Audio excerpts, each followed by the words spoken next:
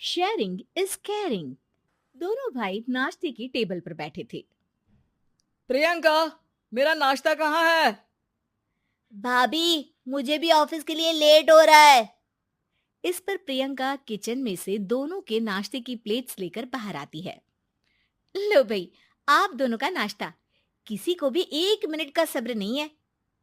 ये प्रियंका का ससुराल है, जहाँ कोई औरत ना होने की वजह से शादी वाले दिन से ही घर के साथ दोनों भाइयों की जिम्मेदारियां प्रियंका संभाल लेती है। दोनों भाई शांति से नाश्ता कर रहे होते हैं कि अंकुश अपने भाई की प्लेट से पराठे का एक टुकड़ा उठा लेता है। आपको पता है ना, मैं खाना शेयर नहीं करता, फिर भी मेरी प्लेट में से खाना जरूरी है क्या? अरे हद हो गई है, मुझे नहीं खाना अब। अंकुर गुस्से में नाश्ता छोड़कर टेबल से उठ खड़ा होता है। अरे, ये कैसा बिहेवियर है अंकुर? एक टुकड़ा ही तो है। एक हो या आधा, मुझे भूख लगी है तो ये सिर्फ मेरा ही है। उसे भी किसी के साथ शेयर करने बैठा तो भूखा नहीं रह जाऊंगा। अरे बाबा ठीक है, अब इस पर भी लड़ाई। दूसरा बना देती हूँ, पर प्लीज ऐसे खाना बीच में छोड़कर मत जाओ। इससे अन्न का अपमान होता है। ओ प्लीज भाभी, ऐसी कोई चीज होती ही नहीं है। आपके पास पैसे हैं, खरीदो और खाओ। अगर नहीं खाया जाए तो फेंक दो।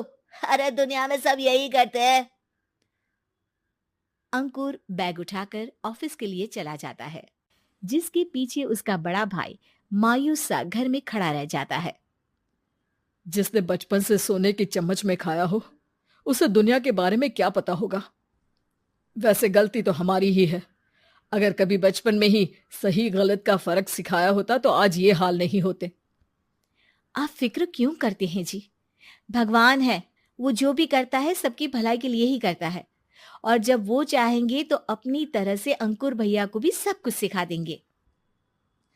पत्नी की बात पर विश्वास कर अंकुश भी ऑफिस चला जाता है। सुबह से दोपहर होती है और अंकुर लंच करने ऑफिस के पास वाले रेस्टोरेंट में पहुंचता है, जहां वो एक साथ बहुत सारा खाना ऑर्डर कर देता है। सर, क्या कोई आपको ज्वाइन करने वाला है? नहीं तो क्यों? अब कुछ नहीं सर, ऐसे ही। वेटर चला जाता है और कुछ देर में अंकुर का ऑर्डर लेकर वापस आता है, जिस पर अंकुर सब डिशेस में से थोड़ा थोड़ा खाकर बाकी ऐसे ही छोड़कर बिल देकर चला जाता है। वाह भगवान, तेरी माया। कहीं कोई एक एक टुकड़े के लिए तरसता रहता है और ये 5 लोगों का खाना ऑर्डर करके एक का भी पूरा नहीं खाते। पैसे वालों की माया।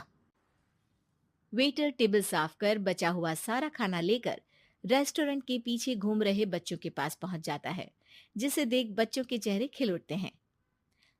वाह, आज इतना सारा खाना आया। थैंक यू भैया। भगवान आपको खाने की फैक्ट्री बना दे। अगर ये फैक्ट्री मेरी होती तो तुम लोगों को कभी किसी का झूठा बचा हुआ खाना नहीं खाना पड़ता।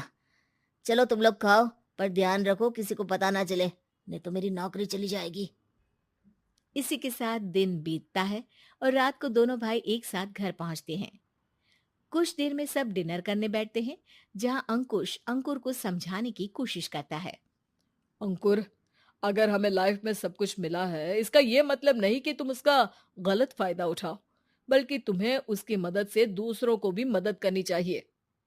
भैया, जिनके पास नहीं है उनकी वजह मैं तो नहीं ना। और ऐसे बहुत लोग हैं जिनके पास सब कुछ है। इसलिए अगर मैं एक इंसान कुछ नहीं करूंगा तो कोई फर्क नहीं पड़ने वाला। तुम्हारे भैया बस एक चीज समझाना चाहते हैं कि जिस चीज की हमारे पास कमी नहीं है, उसे बर्बाद करने से अच्छा है कि लोगों के साथ शेयर करें। इससे हम सिर्फ सामान नहीं, खुशियां भी बांटते हैं, और इसमें तुम्हारा ज्यादा कुछ तो जाएगा नहीं। भैया भाभी की बात सुन अंकुर कुछ बोले बिना उठकर चला जाता है। इसी तरह दिन बीतते रहते हैं, जिसमें अंकुश और प्रियंका कोशिश तो बहुत करते हैं, पर अंकुर पर किसी भी चीज का कोई असर नहीं पड़ता। एक दोपहर अंकुर सैंडविच खाते हुए सड़क के किनारे चल रहा होता है। तभी उसकी नजर आइसक्रीम वाले पर पड़ती है और वो सैंडविच सड़क किनारे फेंक आइसक्रीम खरीदने पहुंच जाता है।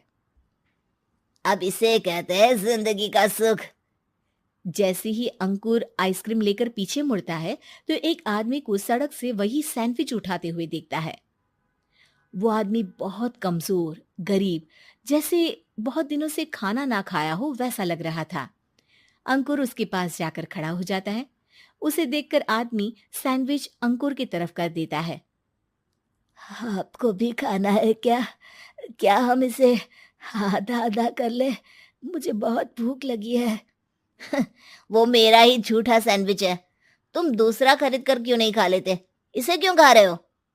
अरे भैया, अगर खरीदने के पैसे होते तो 4 दिन से भूखा नहीं घूम रहा होता। हैं? क्या? तुमने 4 दिन से कुछ नहीं खाया? फिर भी इस आधे सैंडविच को मेरे साथ बांटने के लिए तैयार हो गए? क्यों?